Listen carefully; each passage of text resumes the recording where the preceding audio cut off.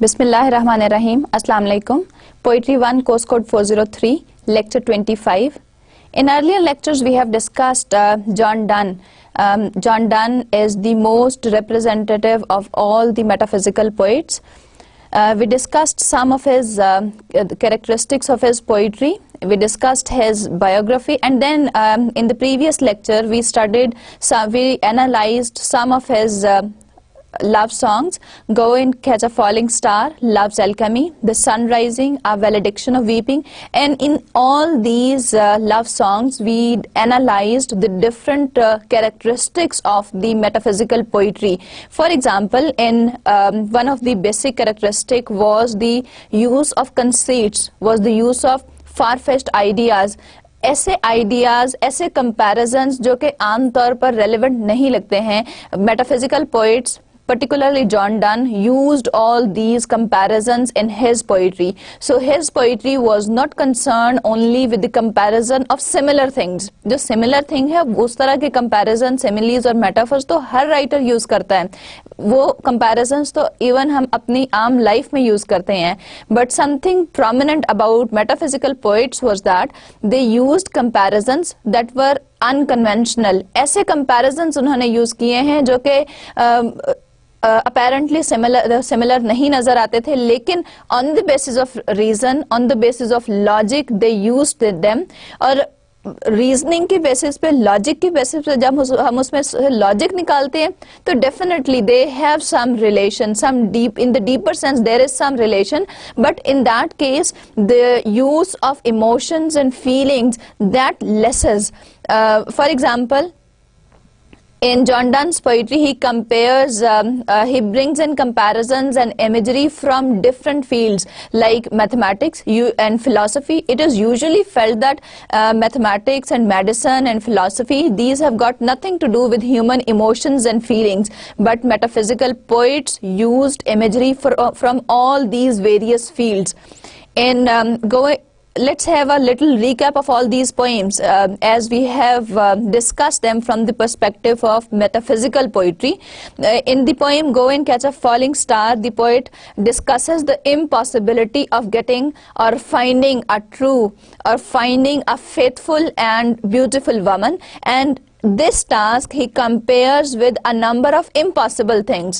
And what are those things? And he presents them in a manner of a simple command as if they are attainable.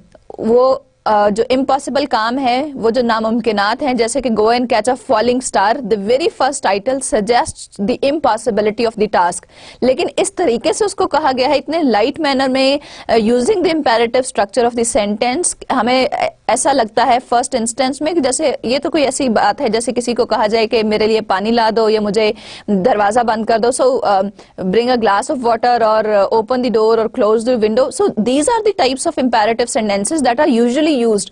तो poet ने दो opposite चीजों को combine करते हुए, using the imperatives, because imperatives are used for the things that are immediately doable. For example, asking somebody to do something for you. But here he combines the two things together, the imperative structure for something which is impossible. Then he compares it to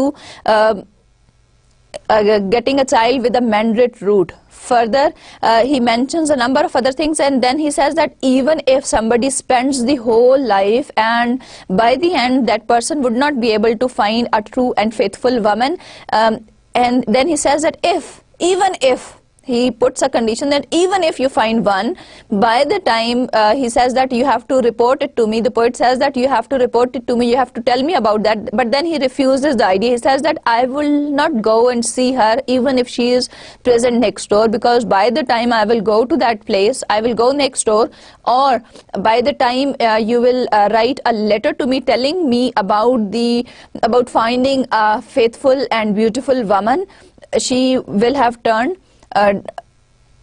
dishonest, insincere.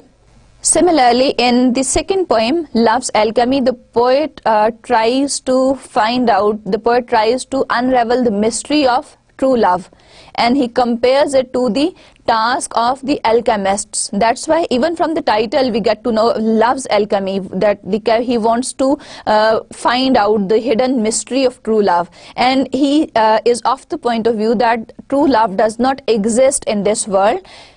He compares this the act of finding true love with the act of the alchemists, because in those days they were trying uselessly to convert the baser metals into gold. So this was a usual practice in those days, but they had gained nothing. Those alchemists, they had spent days and months and years and even the whole of their lives, they had spent lots of wealth on that. They had worked a lot on their laboratories, but they were not able to find out anything substantial out of all these experiments. And finally he says that even when you these marriages that take place, in those the men marry women in order to find that true love, but these women, they do not possess mind. So he ridicules the idea of finding true love in women, because he believes that they do not possess any brain, any intellect. They are like mummies. Then in the third poem, in Sun Rising, the poet addresses this, the poet personifies sun. He addresses it as if it was a living being.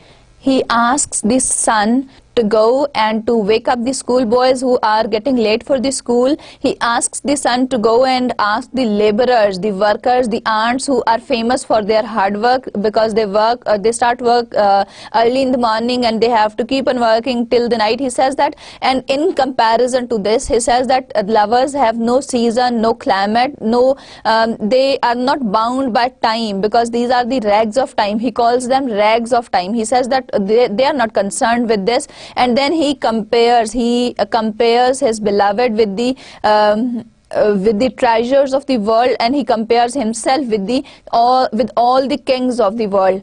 And then he says that he does not want to he can eclipse the sun by his just one wink, but he does not want to lose the sight of his beloved. He would not do that. He would not even wink his eyes once, because in that way he would lose the sight of his beloved for a moment. By comparing his beloved to all the treasures of the East, and by comparing himself to all the kings of the world, he has presented the world in a microcosm. This was a Renaissance element that he had used in his poem, and he asked the sun, because at the beginning he addressed the sun by calling it old, busy old fool. Now he says that since your age and since you are tired of having been shining every day, you have to warm the world, you have to spread light, so your age requires you to take some rest also. So you can just shine, and you can shine here on this room, and you can give us warmth, and in this way you will have done your duty, because this room, the boundaries of this room represent the world, and me and my beloved here, we represent the whole world. So in this poem again, the poet uses conceits, he uses metaphors that are very unconventional. Then finally we discussed the poem A Valediction of Weeping. In A Valediction of Weeping, the poet makes use of reflections, and he says that the reflections that are there in the tears, he says that let me cry. He addresses his beloved, and he says that let me cry in front of you, so that my tears, they will be valuable, because your image will be reflected in them, and with your image, those tears, they will gain the importance, they will gain the significance like those of the coins, because they will have the stamp of your face in that. So then he compares it to the globe. He says that a workman, a globe maker, works very hard in order to put those continents, different countries on the simple ball, and that ball is turned into a globe. Finally, he brings in the comparison of the moon, that since the waves in the seas and oceans, they are raised by the moon, by the appearance of the moon. He says that in the similar way, let's not cry. He says that if anybody of us cries, that means we are going to bring the death of both. Or if somebody cries more or somebody is sorrowful more as compared to the other person, that person will cause the death of both. That person will destroy both the lives, because he says that they are two bodies and one soul. So in all these poems we have seen that the poet makes use of, all these poems are representative poems of the metaphysical poetry. In these poems the poet uses unconventional metaphors, and they are far-fetched, they are conceits, because they are extended metaphors. They are based on logic and reasoning. They do not have any conventional similarity. Apparent similarity हमें इसमें नजर नहीं आती, लेकिन उसकी conventional जो जिस तरह के metaphors होते हैं, जो जिसमें बहुत obvious comparisons होते हैं, उस तरह के metaphors नहीं है. So we have seen in these four poems that in these four poems the poet makes use of conceits जो कि far-fetched हैं, जिनकी basis logic और reasoning है. So this is one of the aspect of Donne's poetry, that he uses conceits that are far-fetched, he uses conceits that are unconventional, and he combines heterogeneous ideas together. He combines ideas from different fields. He does not rely only on the ordinary experiences or only on language and literature. He extends his field of experience, and through his field of experience he brings in comparisons from all the different types of fields, particularly mathematics, philosophy, law, medicine. So he brings in even the contemporary ideas of new voyages of discovery and the scientific inventions. He brings in all these in his poetry, which are usually unconventional to be used in the poetry. Today we will discuss his holy sonnets. Sonnet is a word derived from Italian sonetto. It's a type of poem. So sonetto, originally the word was of Italian language, and its meaning is little song.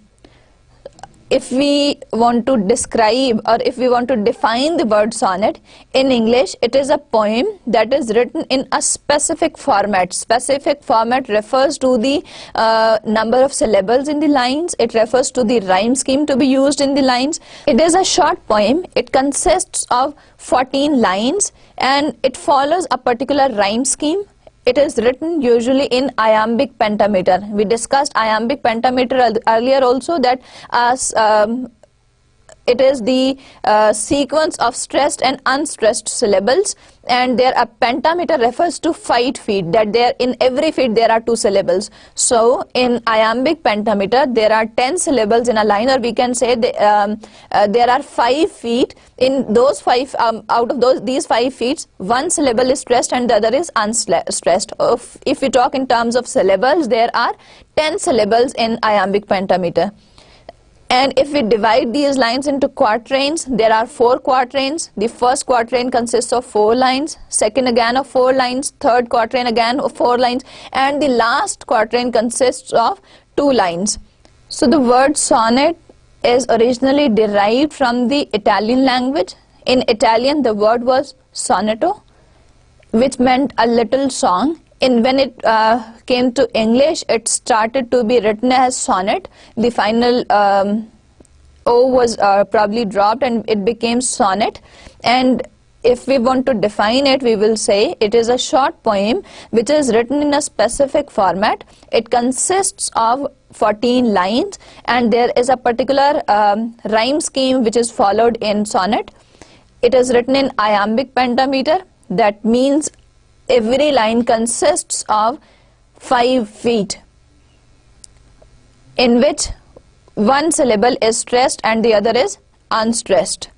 It consists of 4 quatrains. The first 3 quatrains consist of 4 lines, and the last quatrain consists of 2 lines, and it is in the last quatrain that concludes the subject matter. So it is a complete, it presents a complete thought. There are different types of sonnets. We won't go into the detail that who developed and who were the pioneers of writing sonnets in English or Italian. We are just here concerned with types of sonnets because we want to see that on what pattern did John Donne write the Holy Sonnets. First we have the Italian sonnet. It was developed by Petrarch, so it is also known as Petrarchan sonnet. In these, now all these three types, there might be a little variation by different people because they might bring in slight variations to suit the subject matter that they want to talk about. Italian sonnet had the rhyme scheme ABBA, then CD, EE. So this is the rhyme scheme of the Italian sonnet. In Shakespearean sonnet, it was probably started by the Earl of Surrey. This is also known as English sonnet. The rhyme scheme is AB, CD, EF, and GG. So this is the rhyme scheme used by Shakespeare. It was developed further.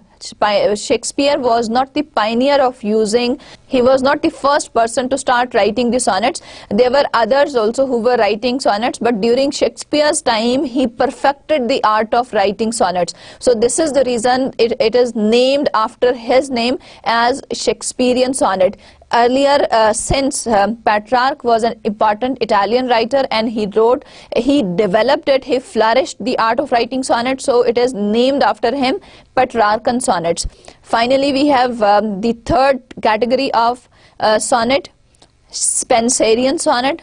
Spenser used to write in that. He developed this form of, because there is a little variation in all these three, so these are named after the people who developed and flourished them, who brought variations. But other than these, there are other variations also of sonnet.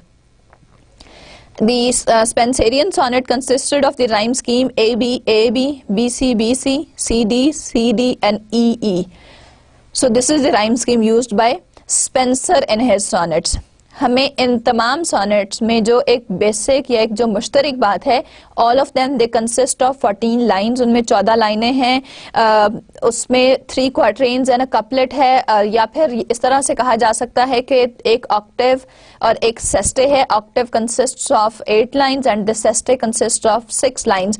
ये सारी चीज़ें इनमें मुश्तरक हैं. Rhyme scheme भी सभी sonnets में follow होती हैं. पेट्रार्कन में भी एक पर्टिकुलर राइम स्कीम है, इंग्लिश सॉनेट में भी एक पर्टिकुलर राइम स्कीम है, देन स्पेंसेरियन सॉनेट में भी एक पर्टिकुलर राइम स्कीम है.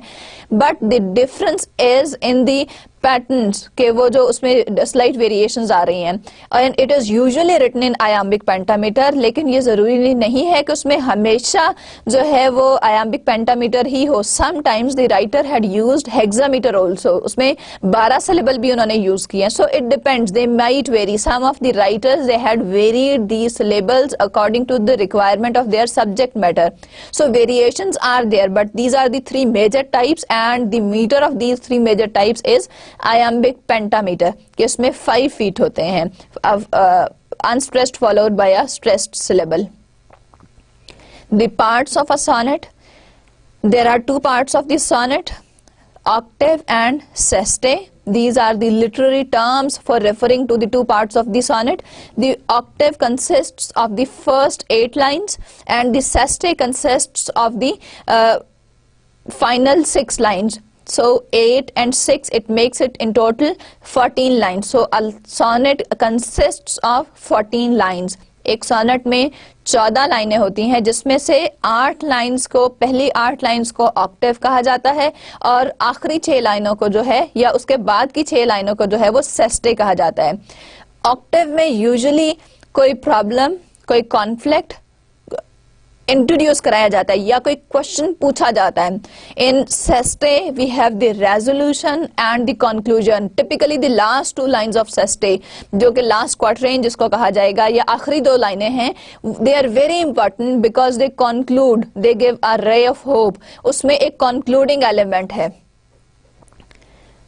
सोनेट के 2 पार्ट्स हैं, octave and seste. Octave is the first 8 lines are called as octave. The final 6 lines are called seste.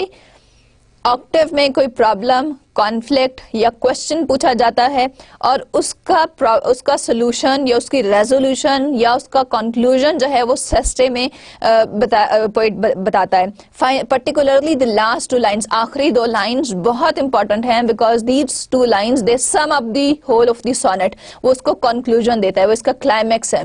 Since we are discussing John Donne's poetry and we have read some love songs of John Donne as we had just discussed in the review of the previous lecture, as far as his poetry is concerned, apart from his prose works, the form of which is written in the form of essays, the love poetry consists of in majority it consists of two types: the love poetry and holy sonnets. Love poetry we have discussed, they are representative of the metaphysical poetry, and the holy sonnets are the religious poems. They are short, as we just discussed that these sonnets consist of 14 lines. All the religious poetry is termed as or is known as divine poems. John Donne wrote 19 holy sonnets in total. He started writing, as far as his writing is concerned, if we look back into his biography, we had earlier discussed that he started writing poetry in 1590s. He started writing the love poetry somewhere in 1590s. And the religious poetry, as in the form of holy sonnets and the sermons, that he started much later. And by that time he was a Catholic. He was born in a Roman Catholic family, but later on he was converted to the Protestant faith. So the religious poetry that appears, that started from 1609, and that he wrote these holy sonnets during these 2 years, from 1609 to 1611. Before 1609 he was a Roman Catholic, and before that he converted to Protestantism, and in some of his poetry we find a bit of his regret also for the life that he had spent as a Roman Catholic, because later on when he was converted to Protestantism, we sometimes find a guilt in his poetry also that refers to the sins that he had committed for being a Catholic for those years of his life, and he intends to seek salvation for those. His poetry was published in 1633. We know that John Donne died in 1631. So a collection of his poems known as love songs and sonnets were published in 1633, some years, probably 2 years after his death.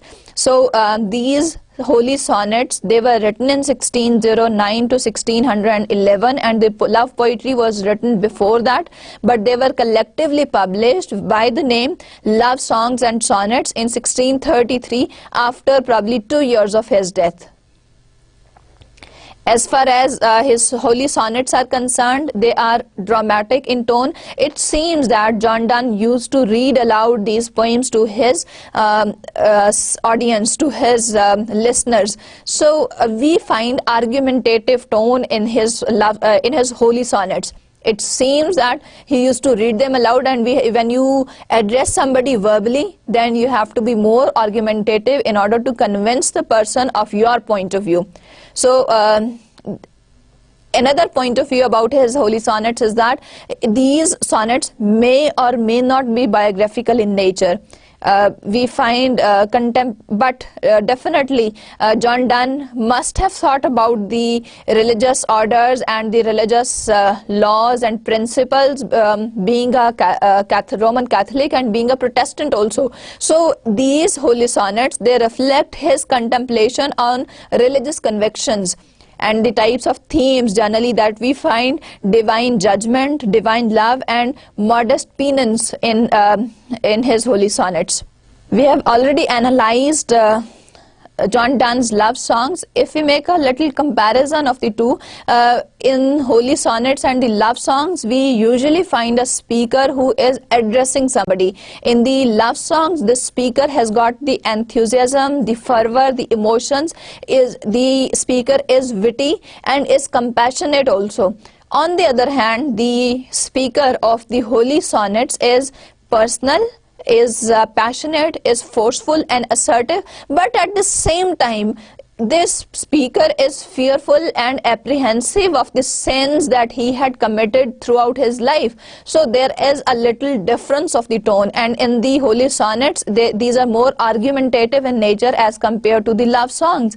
In love songs we find more of the conceits, हमें extended metaphors मिलते हैं, उसमें conceits मिलते हैं, बहुत सारे comparisons मिलते हैं, हमें उसमें reflections मिलते हैं. So there is a bit of difference in the love songs and in holy sonnets. In love songs he represents the Renaissance element of microcosm of the world, but in holy sonnets the person is more personal. The person is concerned with his own religious ideas. The person is concerned with his fear of his sins that he had earlier committed, and his salvation, is concerned with his salvation.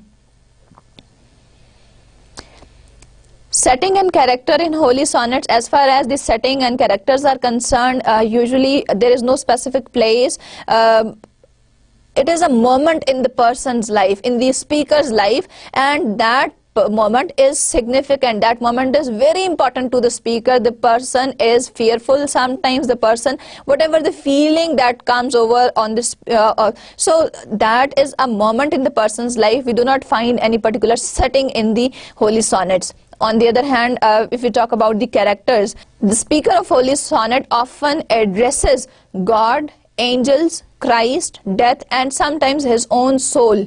So it is usually an address.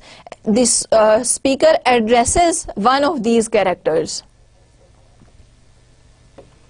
The themes of holy sonnets, as far as the themes of holy sonnets are concerned, these holy sonnets are religious in their tone, they are religious in the nature, and these specifically are concerned with sin, grace and salvation. कि जो गुनाह speaker कर चुका है, जो उसके youth में consciously और अनकॉन्शियसली या फोर्सफुली जिस तरीके से भी वो कर चुका है, he is repenting on that, he is fearful, he is apprehensive, he has hope from the God, from the creator, लेकिन उसके साथ साथ he knows कि जो creator है he is just, और वो उसको जो भी उसने बैड डीड्स किए हैं, जो उसने बुरे काम किए हैं, उसकी उसको सजा जरूर मिलेगी. And ultimately we find in his poetry he says that he is of the point of view that salvation is dependent on giving away or submitting yourself to the will of God, to the commands or orders of God. Let's discuss the Holy Sonnet 1. In today's lecture, we will discuss two Holy Sonnets. Holy Sonnet 1, Thou hast made me, and Holy Sonnet 5, I am a little world made cunningly. Let's discuss the Holy Sonnet 1 first. Thou hast made me, and shall thy work decay? In those times when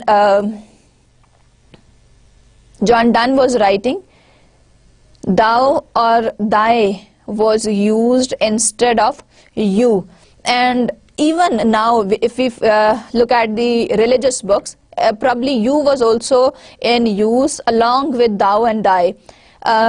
If you look at the translations of religious books at present also, we find it is thou and thy, probably because of the principle that the older forms are superior.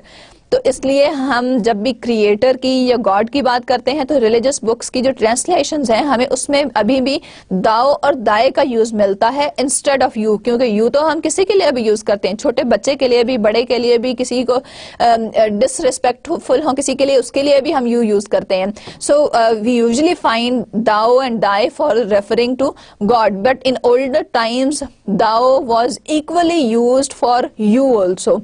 But it was usually use for somebody who is respectful. ऐसे इंसान के लिए use किया जाता था क्योंकि Shakespeare के time में दाओ और यू दोनों साथ साथ यूज हो रहे थे. एलिजाबेथन एरा में दाओ और यू साथ साथ यूज किए जाते थे, but you was used for somebody whom we wanted to keep at some distance, या फिर इंफीरियर के लिए यूज करते थे. किसी से अगर हमने डिस्टेंस रखना हो, हम अनफेमिलियर हो किसी के साथ, तो उसके लिए हम यू यूज करते हैं. या जब किसी इंफीरियर से बात करनी हो देन वी यूज यू. दाओ या दाए उसके लिए यूज करते हैं जो बहुत इंटीमेट, जिसके साथ हमारा रिलेशन हो, जो हमारे साथ बहुत क्लोज हो, या जिसको हम रिस्पेक्ट देना चाहते हो. Now in the case of God both the elements are present. We want to give the respect, moreover we are closer to God. हम अल्लाह ताला से उस वो के लिए वो लफ्ज इस्तेमाल नहीं करते जो बहुत क्लोज नहीं है, जो हमारी उसके साथ क्लोज एसोसिएशन या हमारा उसके साथ क्लोज रिलेशनशिप रिफ्लेक्ट नहीं करते. For example in Urdu when we pray we say तू, वी नेवर से आप, बिकॉज आप refers to some distance between the man and God. So we use certain pronouns that reflect the close relationship. So इसीलिए हमें इस Holi sonnet में भी दाओ और दाए का यूज मिलता है. First the element of respect, secondly to show the close relationship. वो क्योंकि खुदा के साथ जो इंसान का ताल्लुक है वो डिस्टेंस वाला नहीं है. इंसान तो अल्लाह ताला को से उस तरीके से बात करता है because he knows everything, he is the almighty. उसको हर चीज का पता है. और वो इंसान की, अल्लाह ताला ने खुद कहा है कि मैं इंसान की उसके शहरत से भी ज्यादा करीब हूँ. So we find thou and thee and we tend to use that pronoun more for God which is more intimate.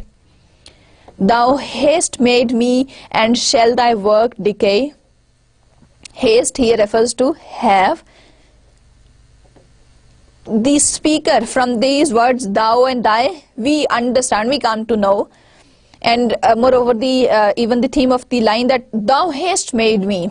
From this line we know, from this part of the line we come to know that the person is talking about the creator. So ultimately the poet or the speaker is addressing the creator, God. Thou hast made me, you have made me, you are my creator. And shall thy work decay? That would you like your work, would you like your creation to look bad, to decay, to perish, to come to an end? So this is the beginning of the poem. Let's have a look first at the whole poem to see all the patterns of the poems that are used here, particularly the rhyme scheme. These are 14 lines. This is the whole sonnet, Holy Sonnet 1. And if we look at the rhyme scheme, decay rhymes with day. So thou hast made me, and shall thy work decay? Repair me now, for now mine end doth haste. I run to death, and death meets me as fast, and all my pleasures are like yesterday. I dare not move my dim eyes any way. Despair behind, and death before doth cast such terror, and my feeble flesh doth waste by sin in it, which it towards hell doth weigh. The last word of the first line rhymes with the last word of the fourth line. Decay rhymes with day, yesterday. So decay and yesterday, they rhyme together. So this is A. Haste does not rhyme. Then this is B. So A, B, fast is C. So the rhyme scheme of first 4 lines is A, B, C, A. Then the next 4 lines, way rhymes with decay. The first line, so this is again A. Cast rhymes with fast. The third line, so this is C.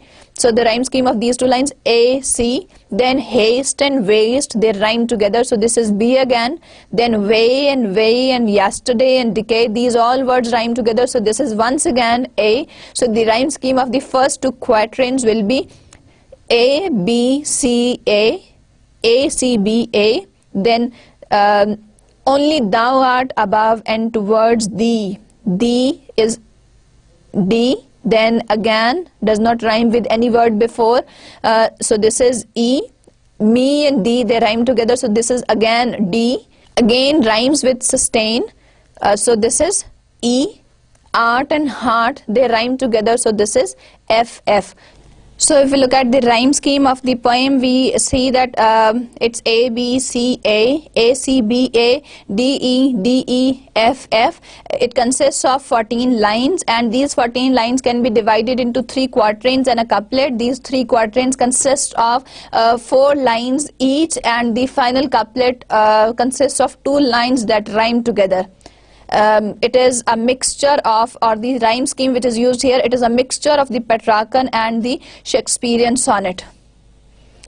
Let's analyze the poem, this holy sonnet. Thou hast made me. The speaker addresses God. He is addressing his creator. He says that you have made me, you are my creator, you have made me. And shall thy work decay? He opens the holy sonnet with a question. The poem begins with a question. He says that I am your creation, and will your work decay? Will your work perish? Repair me now. Repair here refers to the forgiveness. He says that repair me, forgive me now. Now, because he is fearful of the approaching death. From the next 2 lines we have an idea that the person, the speaker, is going to die soon. Probably he is ill or maybe old, and now he has lost interest in the worldly affairs. He says, for now mine end doth haste, that my end, my death is approaching soon. I run to death. I am quickly moving towards my death, and death meets me as fast. It is approaching me as fast, and all my pleasures are like yesterday. I have lost all the charms in life. I have lost all those pleasures and charms and the interest in life, in the worldly affairs. They have become a part of yesterday. They have become a part of past now. He says that during the time when I was interested in the world, I never thought of religion, of forgiveness, of God. He says that now when my life is going to come to an end, when I am approaching towards death, repair me, because he says that forgive me now all my sins, because now my end is near. I am going to die soon. I dare not move my dim eyes anyway. He says that I do not have the courage. I do not have the courage to move my dim. Why dim? Here dim refers to the exertion, exhausted, tired. He is tired of all the activities of the busy life in this world. He says that I am exhausted and tired of this life. He says that I dare not look around. I do not have the courage to look around. Despair behind, and death before doth cast such terror. He says that all this disappointment and despair has been brought to me because of this fear of death, and my feeble flesh doth waste, and my weak body, my flesh is going to waste. Why? By sin in it, because it carries sin. It is carrying the weight of the sin, which it towards hell doth weigh. Because of the weight of the sins in my body is leaning more towards the hell. He says that because of that weight in it, I am leaning more towards the hell, and he is asking God, he is asking his creator to forgive his sins. So because he says that his death is approaching, he is going to die soon. He is fearful of perishing because of his sins. He is asking the creator to forgive him. He says that because of the weight, because of these sins, he is leaning towards the hell. Only thou art above. You are above everything. And this line shows the power, the strength of God, that he is above everything. He can do anything he liked, anything he wished. So thou art above, you are all present, you are all powerful, you can do whatever you like, and when towards thee, by thy leave I look, I rise again. So here it gives a little hope, that he says that it is with your permission that I look towards you, and when I look towards you, when I get your permission, I rise again. I have the courage, I lose all that disappointment and despair, and I am once again, I have the strength to stand. But our old subtle foe so tempteth me. But then he says that it is because of your permission, it is because of you, that when you give me permission, when you allow me, when you forgive my sins, I am able to rise again, and without that it is not possible for me to rise. कि अल्लाह ताला की permission के बगैर मैं कुछ नहीं हूँ. उन सिंस की वजह से, वो जो गुनाह हैं उनके बोझ के नीचे मैं इस कदर दबा हुआ हूँ कि मैं जहन्नुम की तरफ, मुझे लग रहा था कि मैं धकेला जा रहा हूँ, उस तरफ मेरी बॉडी झुकी हुई है. But then he says that, Oh Allah, you are above everything. You are all present, all powerful, almighty. Then he says, with your permission, I can rise again. I have the power, I have the courage to rise again. But at the same point, he says that even with that permission, he says that, but our old subtle foe. Now, why our? Because Satan here, subtle foe is the old subtle foe is a reference to Satan, the devil. He says that our, because Satan is the enemy of man and God both. So he says that old enemy so tempteth me. So he tempts man so much, he tempts me so much that not 1 hour myself I can sustain, that I cannot sustain in this life even an hour before that help of yours, that Satan, that foe, that old enemy tempts me so much that on my own I cannot stand even for an hour for not being tempted by that Satan, that I cannot sustain that. I indulge in the sins, I indulge in that. So even after having been forgiven by God, he says that I cannot sustain myself in this life for even an hour. 1 घंटे के लिए भी जो है वो शैतान मुझे अकेला नहीं छोड़ेगा, वो उसमें भी मुझे बहका देगा कोई गुनाह करने के लिए. Thy grace may wing me. Then he says that the only way out, these are the concluding line, the last 2 lines of the holy sonnet. He says that thy grace, it is your grace, it is your forgiveness, may wing me, that it would give me wings, it would give me strength to prevent his art, the evil deeds, galat kaam, gunah. And thou like adamant. Adamant is resolution, determination. So he says that through your resolution, through your determination, draw mine iron heart, that by doing these sins over and again, my heart has turned into an iron. It turns my heart, it changes it. So he says that I cannot sustain even an hour without your help. I cannot sustain even an hour that Satan tempts the human being so much, Satan tempts me so much. He says that it is your grace, it is your kindness on me, that it will help me to stop myself from doing the evil deeds and making him successful in his plan. So it will prevent me from doing all that sort of activities, those sins, those evil deeds. In the last line, he uses the simile, adamant, draw mine iron heart. Like adamant, so you are so determined and resolute, that you are almighty and powerful, that you turn my iron heart back. So this was all in Holy Sonnet 1. The speaker addressed God. He said that I have committed sins all my life. I now for forgiveness I look towards you, and now my death is approaching, and I look for forgiveness towards you, and you are only one. You are the one who can forgive me, and with your help I can rise again. But then he says that the devil, the Satan, tempts him so much that he cannot sustain himself even for an hour, but his kindness, his forgiveness will help him. It would give him wings to, it would protect him. Wings here refer to the protection. So this kindness, this grace will protect him from doing the evil deeds, from committing the sins in this world.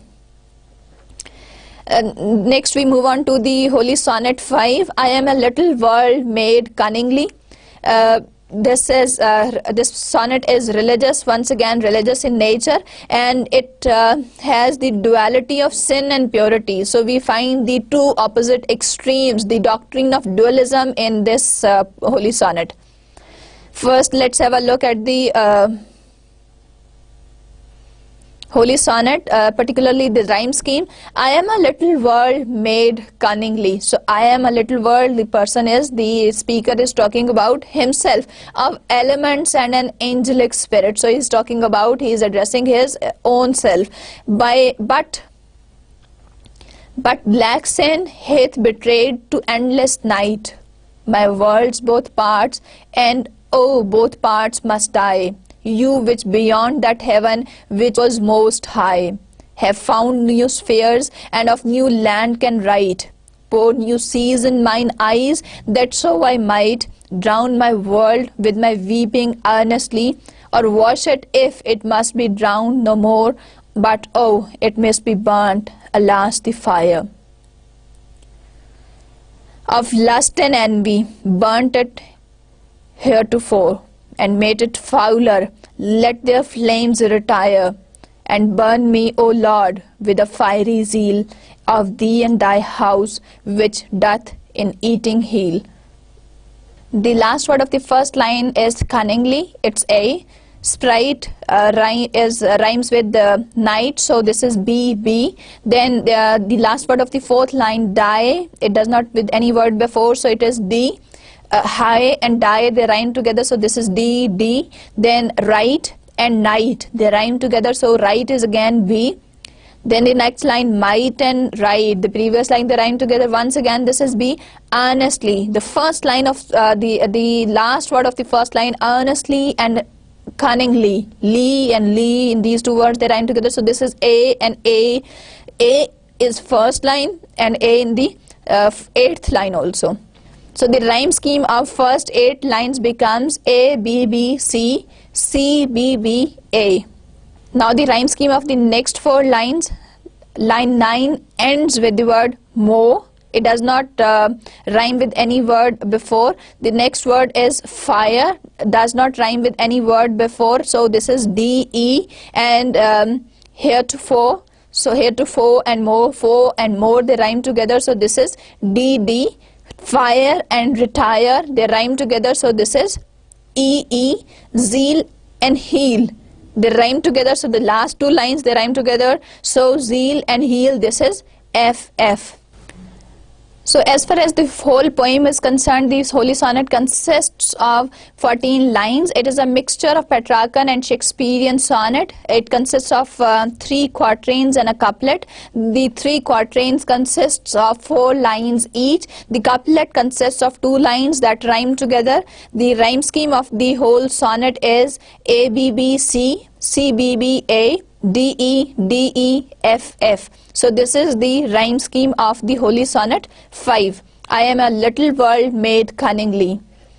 If we look at the very topic of the poem, it starts with I, which is egoistic, that has the element of renaissance in it. I am a little world. The word I and little world, they both represent that. The word little world and I both represent the element of renaissance in the holy sonnet, and it represents the miniature of the world, that the person is a microcosm of the world. So this element of renaissance is very much prevalent in this holy sonnet.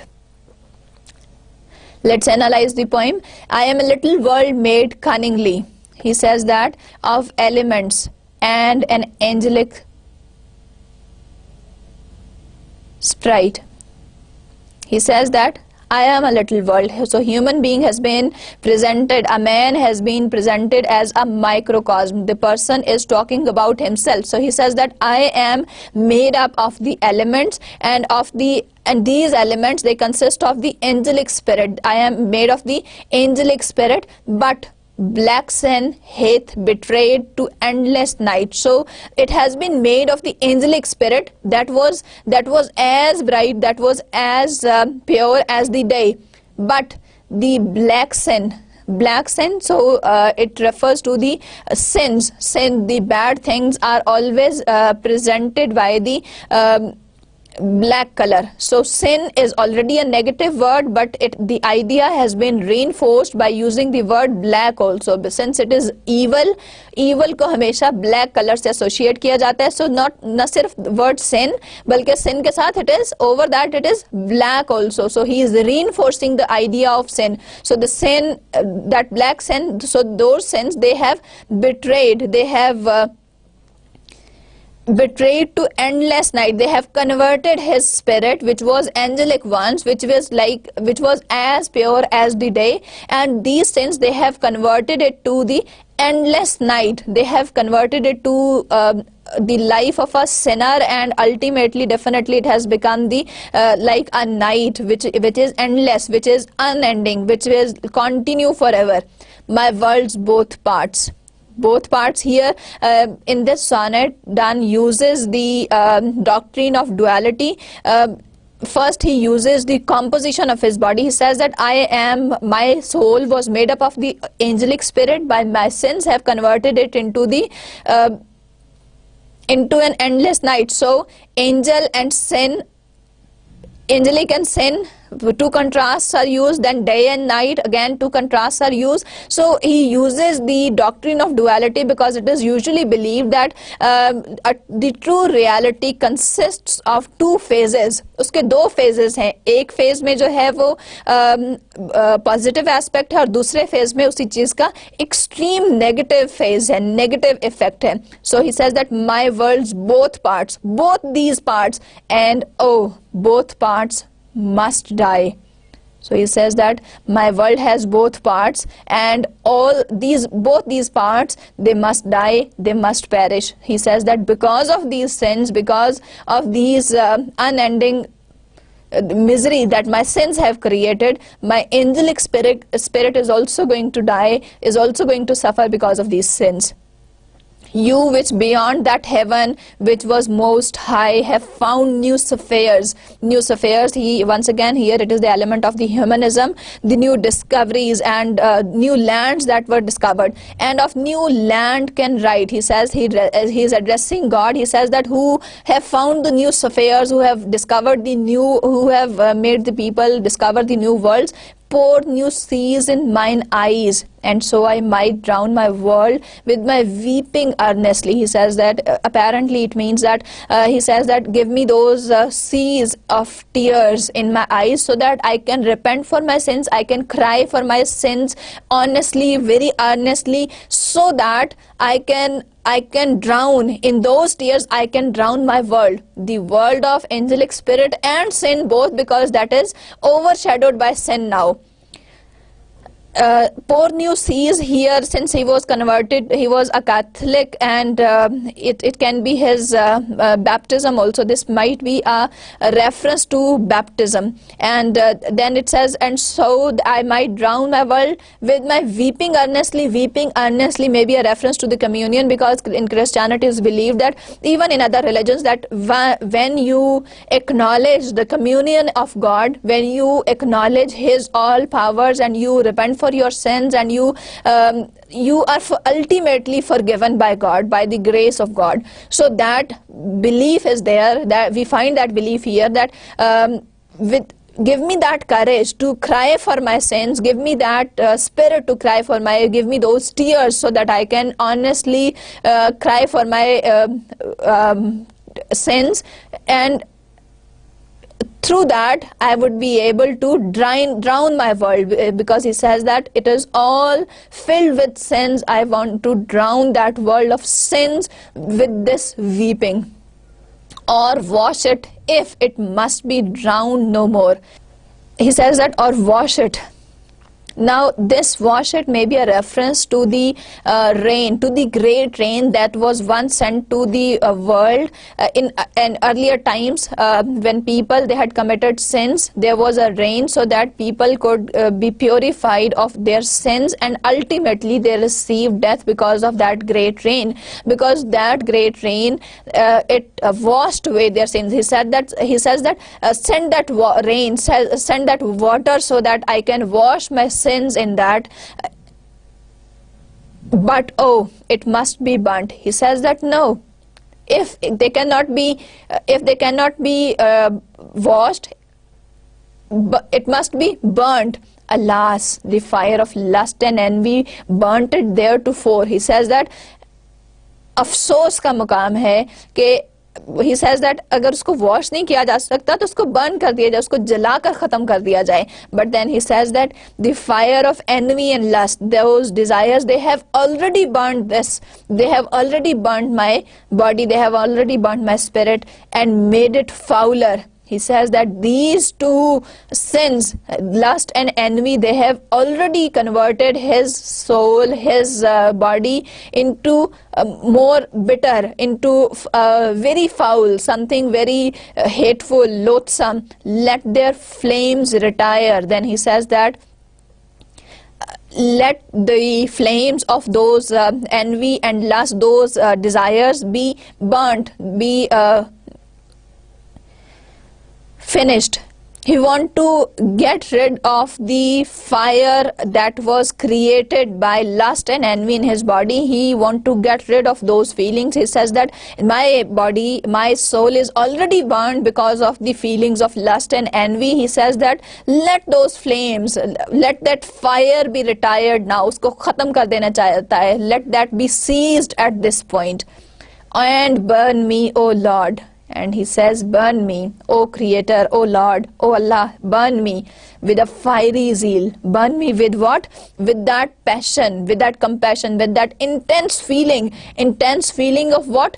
Of thee and thy house, of you and your house only. Once again, it is because of your name and because of the passion for your name and your house, because of which I can have some hope of being forgiven, some hope of being getting salvation.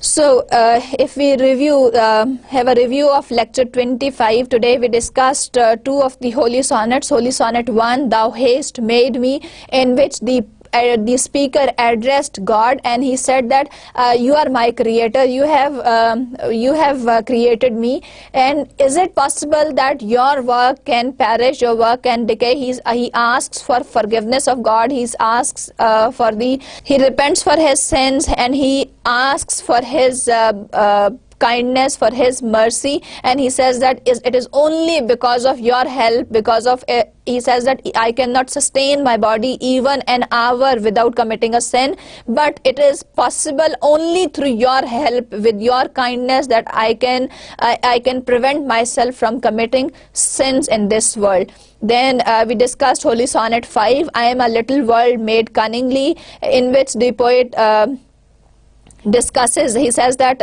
he uses the doctrine of dualism, in which the belief, the concept is that in reality every aspect has the positive and the negative effect.